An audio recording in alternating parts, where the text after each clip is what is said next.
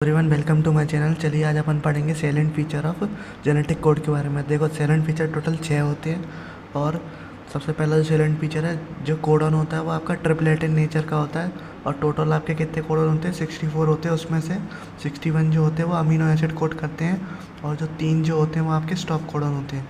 ठीक है, दूसरा पॉइंट जो है आपका जो कोडॉन जो होते हैं वो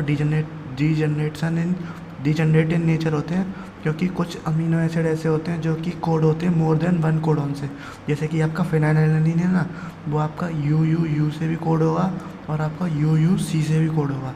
ठीक है, codon is read in a continuous fashion यानी कि कोडॉन आप करने को कंटिन्यूस फैशन में रीड करना रहता है, कोई भी कॉमा फुल स्टॉप या किसी चीज़ का यूज़ नहीं करते।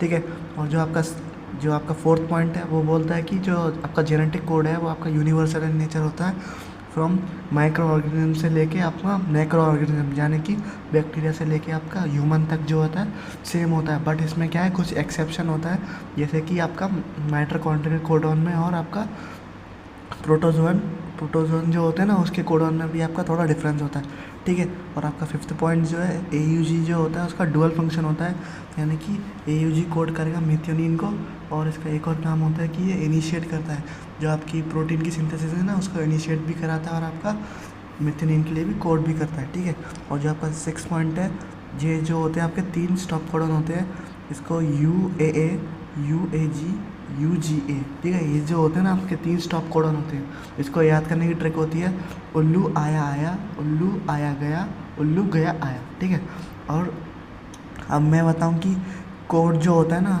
वो ट्रिपलेट इन नेचर होता है, वो कौन ने बोला था? तो आपका मार्शल नीलनबर्ग ने बोला था। ये आपका किस में NCERT में दे रखा है, तो आपको ये साइंटिस्ट का नाम भी याद करना है और 3 साइंटिस्ट का नाम दे रखा है, वो मैं आपको नेक्स्ट वीडियो में बताऊँगा। ठीक है, थैंक यू, मिलते हैं अगली वीडियो में।